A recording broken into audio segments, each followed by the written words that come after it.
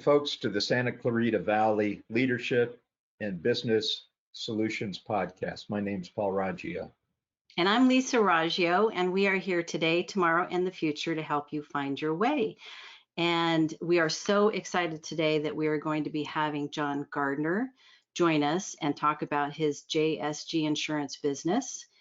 He's got a lot of great tips to share with listeners that are going to make an impact in regards to their business and growing their business. And we're going to have him join us in just a few minutes. But I know before that, Paul, you have something to share with our listeners. We have a great complimentary offering that we encourage you to take advantage of. It'll cost you no more than 60 to 90 minutes of your time, but you'll walk out of there with value. And that's called a business health checkup. We go through a pretty exhaustive list with you, covering everything from your financials to your vision to your direction, what's your team like, and some of the other challenges you may have in your business. But it's an opportunity to talk through some of the things that you think you may need help on or what we can offer help for. So take advantage of it. Just message us or call us on the phone, be the easiest way to do it. And look forward to seeing you for the business health checkup. Yeah. Lisa, let's introduce our guest. Yeah. Well, thank you very much, Paul. I am so happy that we're having Jon join us today. So let me read you his bio, and then we're going to get into a conversation with Jon and learn. So Jon has been in the insurance industry for more than 30 years. He began his career with Farmers Insurance as an underwriter, and that is where he learned about how insurance really works. He went on to hold several management positions with Farmers. In addition to his corporate training, Jon has also achieved his CPCU designation as well as completing his MBA from Cal State Northridge. In 2002, Jon decided to leave Farmers' corporate offices and open his own Farmers Insurance agency. Over the next 11 years, he built a very successful agency and won several awards and gained community recognition. In 2013, Jon decided to leave Farmers and open up an independent brokerage so that he could better serve his clients, and we're very glad that he did. Over the last couple of years, he has developed a process to help people, we'd love to hear that, evaluating their insurance needs and their current coverage, educating them how insurance works, explaining everything in plain English so it is easy to understand. His business philosophy is to help educate his clients to understand their coverage before they have a loss. Jon has been married for 30 years and lives with his wife in Santa Clarita. He has 2 children who have recently graduated, woohoo! One with a bachelor's degree in civil engineering and the other with a master's degree in structural engineering. So welcome, Jon Gardner. Great, well, thank you for having me. Good to be here today. Thank you, Jon. You know us, so Paul and I are committed to starting with why. So let's ask you in regards to what is your why when it comes to JSG Insurance? So as you two know, that this was always a really tough question for me on how to deal with it, but it keeps coming back to the same word, and the word is education. And I find what I really enjoy doing and I think what sets us apart is our desire to educate people how insurance works, desire to educate people when to use their insurance. So it all comes back to that education piece. I find myself enjoying the part where I'm going over and explaining coverages to people or helping them understand, what their coverage means if they've had a question. And that's the part that I really enjoy. That's the part that gets me excited about doing what I do. And, almost to the point where I would rather have somebody come to me and me help them, explain things to them, help them understand what it is. And even if they walked away and didn't buy from me, I'm actually more excited by the fact that when I hear that phrase, wow, no one's ever told me that, or I never knew that, or I never understood that, that is actually more exciting to me than making a sale. I mean, in the long run, making a sale is a good thing too. It's not that, but that is really the thing that I like. I have added value, and that's what drives me. Thank you. Yeah, it's such an important point, this whole concept about being able to educate especially your target market and what you can provide to them, and do it in such a way that it's appealing and brings them to your business. One of the things I wanted to ask you about, Jon, was that we're beginning to see the end of the tunnel with this pandemic. There's a lot of positive news coming out about the acceleration of vaccinations. We're starting to see things start reopening within California. And all the economic news is very positive about pretty explosive economic activity come the second half of the year. But I want to turn back just a little bit with you because you've had some great successes through the pandemic with your own business. And importantly, it would be helpful to share some of that with our audience. What are some of the 2 or 3 things that you've discovered over this past year that's really built your business and helped to grow it?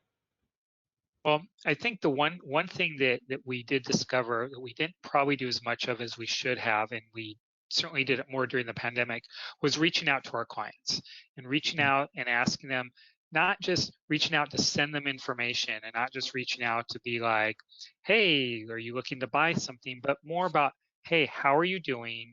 Are there things you need? And we also became a provider of information, part of that education process. We found information about PPP loans and some basic things that there was a lot of information out there, but we found a lot of our clients weren't necessarily reading those journals or things where they would find that information, and we decided to break it down and put it in simple bullet point formats. Here are things that you might need to know, and we weren't necessarily going to be the final answer to that. We'd refer them back to their banker or something like that, but we just wanted to make sure that they were aware of what resources were available to them. So we got a lot of positive feedback on being able to do that. The other part of it is, I think, because of how we bring on clients and who we bring on, and it's not just a price-based situation, it's a value-based situation, that we were able to, if we just reached out and called people, they weren't feeling like it was just going to be another sale. They would take our calls, they were reading our emails, and throughout this process, we learned quite a bit that was, that it served us well on the way we brought people on. And then the third thing I really learned is had to do with my staff. I have a staff of 3, and I think the idea that they're going through this too, and getting feedback from them, and we really, because we weren't quite as busy as we might have been without the pandemic, it gave us a chance to really get our staff involved with what we were doing. And as a result, they have much more buy-in with what we're doing. They are participative in what we're doing. And it's been, that's going to serve us well going forward. So it was that kind of lull moment we had to say, let's provide extra training, let's get them involved. And now that's going to be something we can leverage going forward. So I would say those were the 2 biggest things: leveraging the staff and communicating with our clients. You bring up a great point that I think is a part of every business owner's journey in regards to growing or scaling. And that is, you've got to delegate to elevate. And I think it would be interesting to share with the listeners in regards to mindset. So you're realizing now the results of what it means to be sharing responsibilities. What was it like to get to that point? What did you have to let go of or start to focus on to develop that delegation muscle? Well, you assume I've gotten good at this, and there's a lot of work. That this is also a journey in and of itself. I think 2 things happen. One is, you guys had helped me understand this a little bit, but once I let go of something, and it was just that first step or 2 to let go. And what it was in my case is I was getting copies of all my employees' emails, as well the emails that they would get, as well as my own, just to make sure if something was going wrong or something, I would know about it, instead of just relying on them that if there was something going wrong, they would tell me about it. And that was the first little thing I was able to let go. So it was a small thing. But what it did also was my people knew that I had given that up. And I think that gave them a sense of, oh, good, we're not being micromanaged. It gave them a sense of being able to take responsibility and feeling more empowered to what they were doing. So it started off with a small step like that. The second thing we did was we were not having staff meetings. we were always all in the office, so you always talked about stuff, but we never had a dedicated time for staff meetings where I could solicit suggestions as a group, or we could brainstorm as a group, or I could compliment people in front of other people as a group, all the different advantages you would get in that kind of communication setting. And we weren't doing that. And, we're doing it over Zoom, and it's worked out, very well. And so each week we now have it to the point where one week I had forgotten to send out the invite, and two of my employees said, "Hey, aren't we having a staff meeting on Monday?" And what it's done is it's given them the feeling of being a part of it. I share our results, I share the goals, I share where we are, towards our goals. I've shared our plans, and it gives them not only the empowerment, but they've actually said, well, what about this? Or here's an idea, or here's something else to try. And they're coming up with things that I would have never come up with on my own.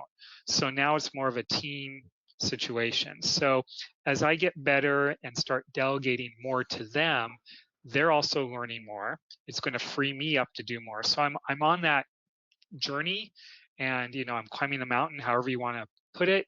But I feel like I'm making good inroads into that, but I have so much more to do. But this is huge, because I think one of the biggest challenges I've always had as being a small business is I was trying to do everything, and you're going to hit a wall. And I've hit that wall. When I was a farmer's agent, I'd hit that wall here, and I see myself breaking through the wall by leveraging the staff, delegating, trusting them to do things, freeing me up to do the things that I need to do to grow the business. So that is a huge, huge step that we've been taking over the last year. Boy, that's a great point. It has to deal a lot with trust, not only trust in your staff, but trust in yourself, that you can still see a direction going forward, and then being able to delegate. And once you establish processes or standards, and then you have the confidence that people are going to follow them, it really does make an explosive difference in the direction of your business. One of the things we see happening, John, and you brought it up with this whole concept of communication, and that you attribute that to being one of your successes getting through the pandemic, is reaching out to existing customers and deliberately sending messages in the right tone that they, you take into account, you understand some of the pain that they may be going through right now.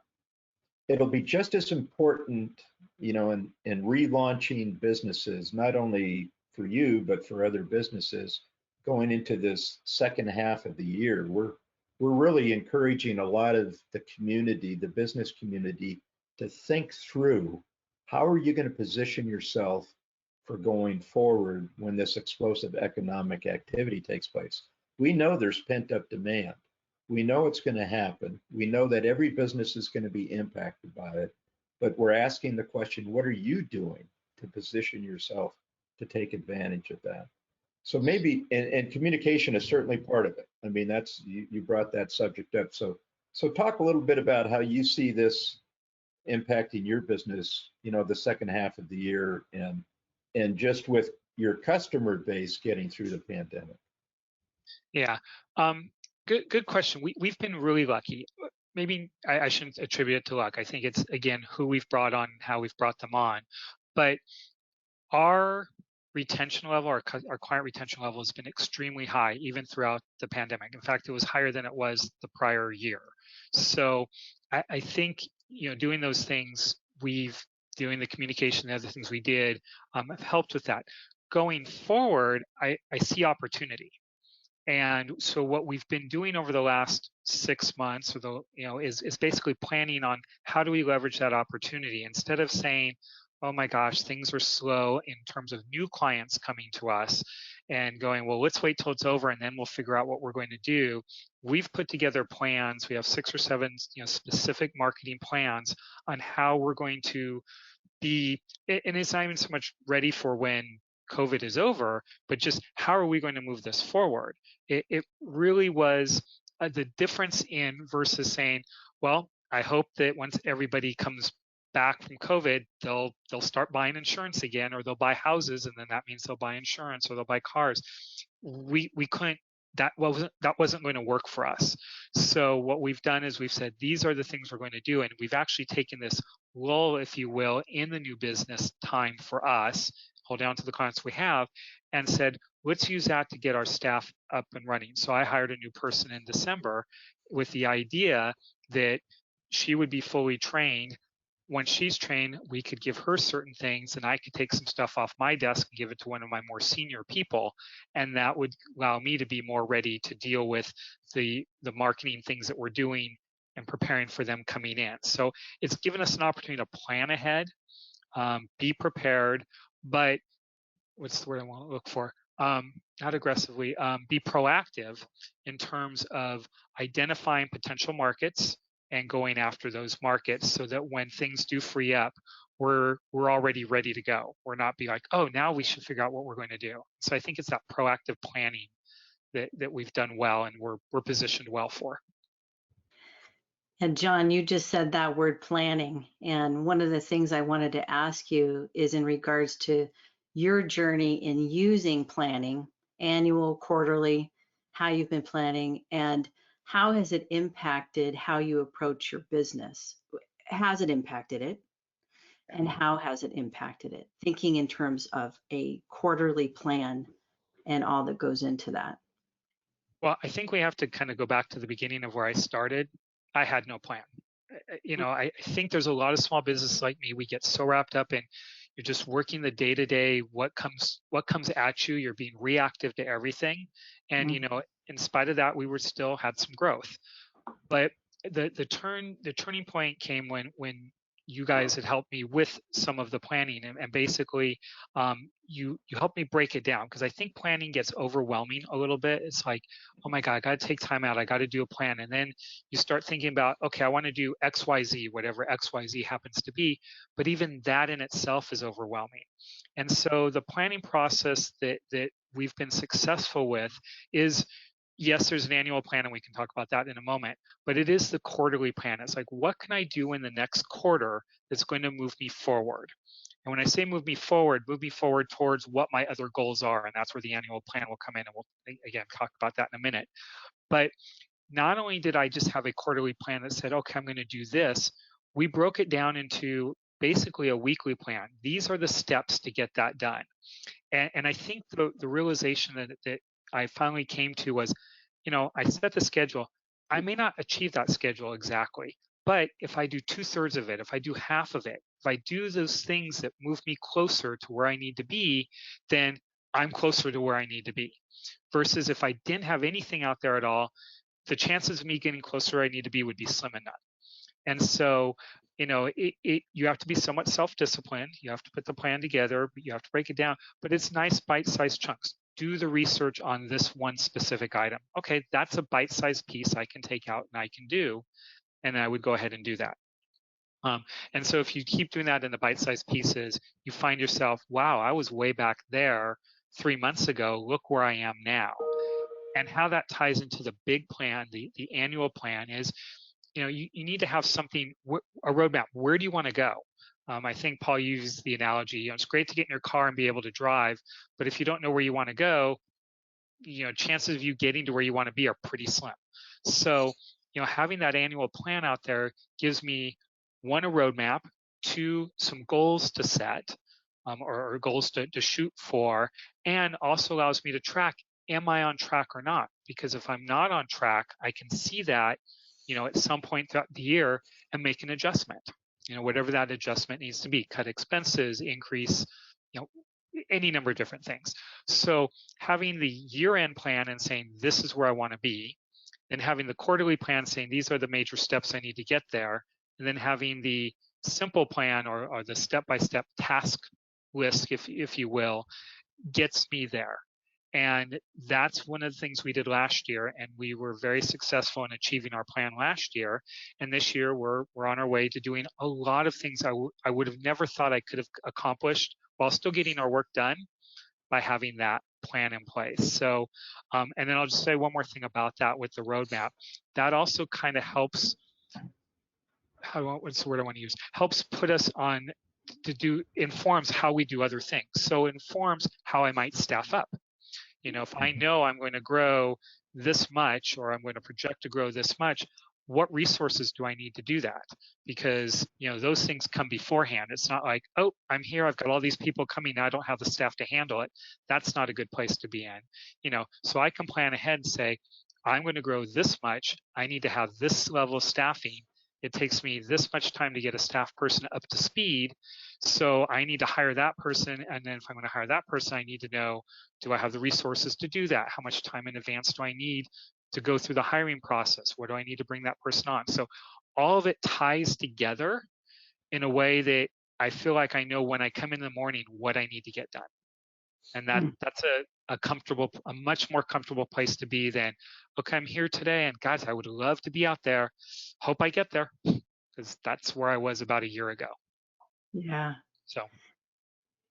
Yeah, this is an area that we see that can be improved in a lot of the smaller businesses, is that they lack, maybe not so much the capability, but they haven't been taught the skills on how to get there and some of the things that need to be done. And an area that you have just really mastered, which certainly makes Lisa and I very proud, is your ability to now translate this plan, your goals, into numbers. I mean, you've done just some excellent work this past year on putting together a budget and a forecast, which, at least from our observation, has just given you tremendous confidence in your ability to see deep on where you want your business to go. Talk a little bit about that experience, if you would, because I think this is critical for a lot of businesses, is that they don't have a real good grasp on numbers or what those numbers mean or how to plan for that. And they never see beyond maybe even the end of the quarter. Instead of, you know, you're looking now, we've talked with you about this, you know, you're looking deep, you're looking 5 years out now, and can see a pathway of getting there. Well, and that's actually probably the most important point about this is my business was where it was a year ago. And you know, and I'd always hoped, wow, wouldn't it be nice, you know, that phrase, wouldn't it be nice if I could be up here? And well, you said hope too. Yeah, no, and I said hope, and you know, Hope's not a method. Paul's phrase, hope is not a method. Yes, and hard part is I find myself saying that to other businesses when they say, "Oh, I hope." I'm like, oh, and you pop into my head. You're ingrained in there, Paul. I can't help it. But the idea that I can now, I had the freedom to dream. It was an interesting experience that I went to. How, you know, you guys forced me to kind of think about it a little bit, and I put that 5-year plan out there, and then I also thought about, well, if I wanted to get there, what would my business have to look like? And so, well, I'd have to have this many people, and I'd have to have these kind of resources. Okay, well, if I need those things, what's that going to look like? And it allowed me to backtrack a little bit and go, well, if I want to be there in 5 years, you know, what do I have to be in 2 years, 1 year? You know, in order to get there. And I'd never really thought that way before. I always figured I'd be bigger in 5 years, but I had no idea. And what this did is it gave me not only the freedom to think about that, but now I actually have the confidence that I can actually get there. And I would have never had that confidence. So I think that's the first thing. That's the real important thing about the planning. The other thing is, because it's now not just something I do, it's like, okay, yeah, you have to do your numbers for taxes and things like that. It's actually become a tool, a useful tool. So now I can look and say, by the end of the year, I expect to be here. And in order to do that, I say, these are the 5 or 6 plans I'm going to implement to get there. So then I can look at those plans and say, I think these are what these plans are going to do for me. I do my best guess. I take whatever experience I have. And I look at the plan, and then I plug them into the model. I can put them in and say, well, that's not going to start generating revenue for me until July. And there's probably a ramp up period. So I can put that in the model. So by the time I put all the ones in the model, I can look and go, oh, look, I'm not at my goal yet. So I can, you know, lower my goal, which you guys won't ever let me do. So I have to come up with another plan, or I have to you start having me think about, well, what about if I prioritize these differently? What happens if I say, well, that's the plan that seems to generate the most revenue, and it really doesn't require a lot of resources. maybe I need to move that plan up in my schedule so that I can start generating revenue in May instead of in July, or those kinds of decisions. So it's not just a tool to say, well, this is the number I want to hit and it's a goal and I hope I get there. It really becomes a planning tool and a useful tool to help me get there, not just hope I get there, but help me get there. So those realizations have occurred over the last few months. And again, it allows me to realize if I can hit that goal, there's no reason I can't hit that 5-year goal. Yeah. Yeah, John, I know we're coming to our end time, but we want to leave on a note of, if you could advise a business owner on one thing that they should start to do tomorrow to help their business at this time, what would be the one thing that you would suggest that they do? Okay, I'm going to make two. First one really quick is just know what makes you different and what makes you tick, because if you do it that way, you can really be behind it and people will sense that. So it's just knowing that. And then the second thing is, it really is this planning. Even if it's as simple as just putting down, these are the things I want to get done this week, and you try to get those things done that week and put you towards wherever it is you want to go to. However far you can take that out, the better. But start with something simple like that, and it will really begin to help you get to where you want to get. Excellent. We know that's going to be value added for our listeners. We want to thank you so much. This has been a lot of great information. I've my notes, because I'm a copious note taker in regards to some golden nuggets here between your USPs, your unique sales propositions, know them. You said freedom to dream. That's what planning actually ends up being, is a freedom to dream. And you got to delegate to elevate, and what incorporating those staff meetings on a weekly basis meant, how it translated for you and your team, and driving your mission, and planning. Right. So how can people get more information from you and your business? What's your website? Website is www.JS as in Scott, G as in Gardner, insurance.com. And we are revamping that. So just give us another month and you will really see something spectacular there. That's excellent. Well, before we close out, John, you'll appreciate this. One of the things that we do is we will offer a shout out to a small business in our community making a big impact. And we have Chris Bowen's business that we're going to do a business spotlight on this. And as John knows, John, Chris, and I are all in synergy. And so we're happy to highlight his business. So Chris Bowen owns Intimidator Pest Solutions, which is a family-owned and operated pest control business established in 2010. Their family has been residents in Santa Clarita Valley for over 27 years. And Intimidator Pest Solutions is a general pest control company. They service commercial and residential locations in Santa Clarita, San Fernando, and Antelope Valleys. They specialize in insect control, rodent abatement control, and bird control. They do not treat termites. They offer a variety of service plans ranging from monthly, bi-monthly, quarterly, seasonal, and one-time services. Additionally, they do not use service contracts. So you can find out more about them at ipsbugs.com. And on a closing note, I'll say, please follow up with us in regards to the business health checkup. It is the best 60, 90 minutes that you can invest, which it's free, by the way. So it's a complimentary business health checkup. You get some great questions from Paul and I. It's going to really stir your thoughts in regards to what you could be focused on in the next 3 quarters, so that you can really be using this time to maximize your potential in what Paul talked about in the economic boom that's projected to be happening in Q3 and Q4.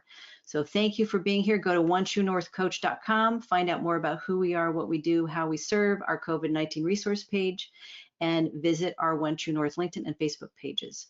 Thank you so much, and we'll see you next week.